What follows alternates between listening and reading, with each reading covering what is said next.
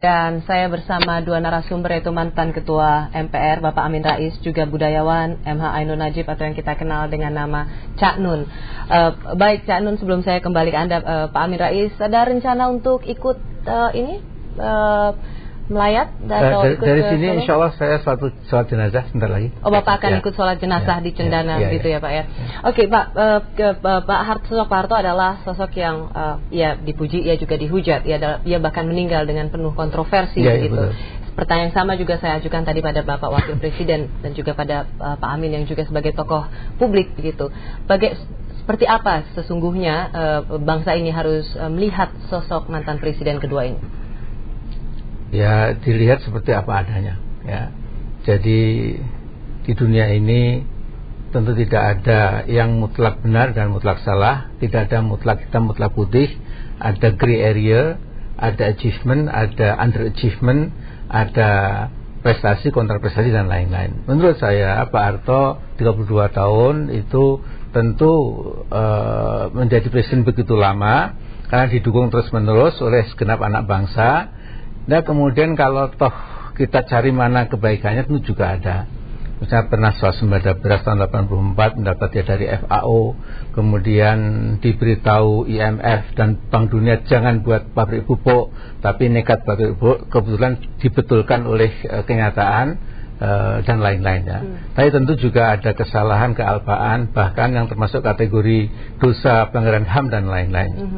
Ada Petrus, ada Tanjung Priok dan lain-lain. Waktu ada seruan untuk memohon maaf atau permintaan maaf gitu, atau diberikan maaf, kemudian ada seruan lain yang juga mengatakan oh tidak bisa begitu, ini adalah negara hukum dan ini bukan negara halal bihalal atau negara mohon maaf gitu. Bagaimana Anda menanggapi? Jadi di satu sisi ada juga keinginan untuk sudahlah, bagaimanapun juga ini adalah pemimpin bangsa, tapi juga ada kalangan lain seperti yang saya katakan, sosok sentral besar ini memang pro dan kontra. Ada yang mengatakan tidak bisa ini lanjut terus. Jadi enggak, kita berpikir pada tiga tataran ya.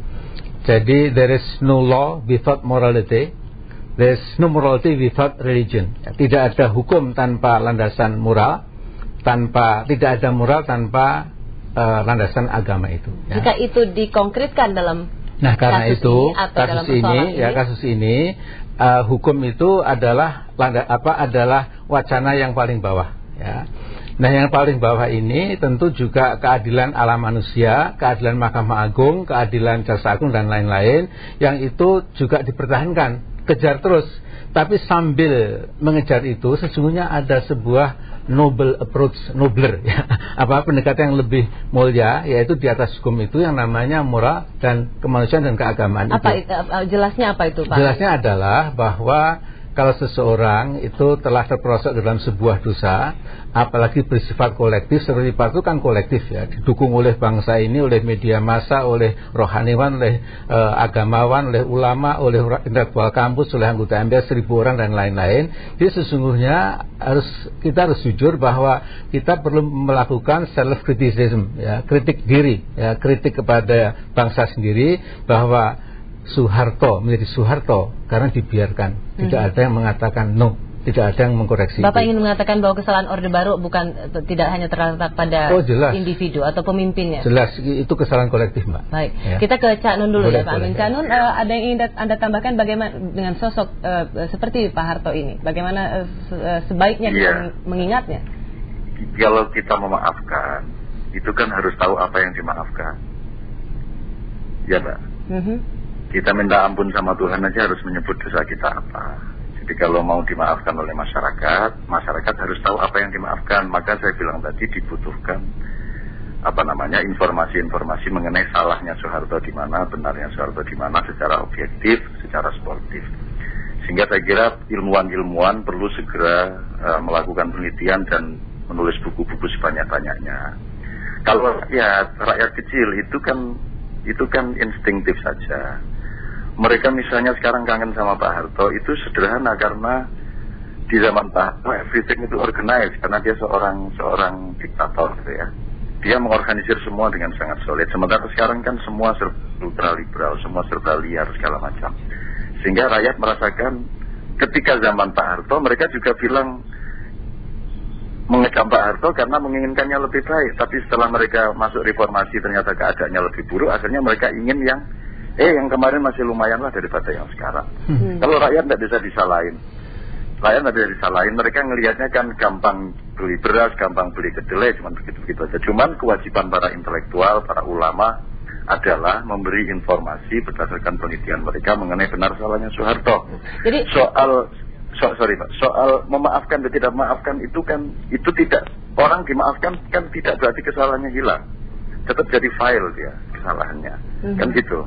Dan kalau soal memaafkan itu urusan masing-masing, dan itu bisa menjadi keputusan konstitusi, tapi itu monggo-monggo saja. Tapi kesalahannya apa kan kita tetap harus tahu, kebenarannya apa kita tetap harus tahu. Tuhan aja menyediakan 5 sifat pengampun untuk umat manusia, kan gitu Mbak. Ya, jadi intinya kalau misalnya kesalahannya itu harus diberitahu, apa menurut Anda langkah yang harus diambil oleh pemerintah? Kalau mau mengadili sudah jelas sudah 4 presiden mereka tidak melakukan apa-apa. Ketika Soeharto masih bisa diseret ke pengadilan, mereka juga tidak melakukan apa-apa. Saya pegang sumpahnya Soeharto 4 sumpah sudah saya umumkan sejak 1998 bahwa dia siap diadili, siap mengembalikan harta yang dibuktikan pengadilan bahwa itu milik rakyat dan lain sebagainya. Sudah saya umumkan berkali-kali di media massa, juga nggak ada yang menanggapi. Jadi kalau ngomong pengadilan Soeharto itu bagi saya itu seperti orang ngomong, ini mau kita makan apa enggak? Nasi ini, padahal nasinya udah basi kan begitu. Nah jadi kalau menurut saya, monggo keputusan konstitusinya bagaimana, cuman kita harus tahu persis. Anak turun kita ini harus tahu persis Soeharto salahnya di mana, enggak salahnya di mana, dari berbagai macam pendekatan ilmu yang komprehensif gitu Pak. Kalau Pak Amin, jika Anda sebagai berada di jika Anda jadi presiden gitu ya, apa yang Anda akan lakukan? Ya, saya akan memaafkan. Yang pertama sekali dan yang penting sekali adalah penyalahgunaan wewenang ya oleh Pak Harto itu, sehingga bukannya menjadi presiden sebuah republik tapi berlaku seperti seorang raja atau kaisar ya. Sekarang kalau bicara yang sekarang, apa yang harus dilakukan? Nah, kalau saya sudah mengatakan ya, memang sekalipun maaf, saya setuju dengan Cak Nun tadi, itu terpulang pada kita ya. Mau maafkan monggo, tidak ya nggak apa-apa, itu masing-masing ya. Tapi andai kata saya jadi presiden ya, saya tidak akan berdiam ya, mumpung Pak Harto sehat itu, apalagi sudah sumpah tadi ya, mengapa tidak cepat diberikan proses hukum ya. Itu yang luar biasa. Saya gagal memahami mengapa semua presiden, semua jaksa agung itu berhenti total ya. Seperti ada beban berat, seperti ada konektivitas yang sulit diterangkan, mengapa tiba-tiba tidak berani. Maaf, dulu ada Pak Lopa ya, yang mendekar hukum itu pernah bilang, Pak Amin, berikan saya 1 lembar saja, saya akan kejar, akan saya bawa ke meja hijau. Jadi jaksa agung zaman Gus Dur, beliau juga diam saja ya. Jadi saya tidak, itu ada misteri besar ya. Nah karena itu menurut saya kalau saya jadi presiden ya, saya berikan pemaafan dalam arti dulu pernah menggunakan wewenang itu ya, sambil yang penting sekali itu mengambil ibrah atau moral lesson bahwa we will never ever repeat the same mistake. Kita tidak boleh mengulangi lagi hal yang sama. Bung Karno juga begitu, Pak Harto juga begini ya, hampir sama. Itu yang Anda katakan sebagai mengambil pelajaran yang terbaik ya. Baik, Cak Nun, kita sudah harus segera berpisah. Mungkin ada kata terakhir dari Cak Nun, bagaimana kita mengambil pelajaran terbaik dari persoalan ini? Gini loh, saya mengembalikan omongan saya tadi bahwa kalau kita memaafkan itu kan harus tahu kesalahannya. Jadi kalau saya bilang, saya maafkan Pak Karjan, dia mencuri sepeda saya, dia menempeleng anak saya, dia mengencingi halaman rumah saya umumkan ke seluruh kampung, tapi saya maafkan. Artinya sebelum ngomong memaafkan kan kita tetap harus ngomongin apa kesalahannya. Nah susahnya yang bisa membuktikan salah tidaknya itu adalah pengadilan. Jadi permaafan itu sesungguhnya mau tidak mau harus melalui pengadilan. Setelah ada kesalahan itu secara yuridis dibuktikan. Kalau kita tidak jelas kesalahannya kan mau memaafkan hanya dalam konteks kemanusiaan seperti Pak Amin Rais bilang. Dan itu kalau kita pribadi ini tidak usah nunggu orang bersalah. Sebelum orang bersalah sudah kita maafkan dunia akhirat. Saya itu sudah memaafkan siapa saja yang sudah melakukan kesalahan, apa yang belum itu sudah tak maafin, tidak repot-repot lah gitulah. Itu Mbak. mudah-mudahan ada tumbuh cinta dan objektivitas itu aja di Indonesia. Baik, terima kasih Cak Nun sudah bergabung bersama kami. Kami tahu Anda harus melanjutkan rapat dengan mereka yang menjadi korban Lapindo. Selamat malam.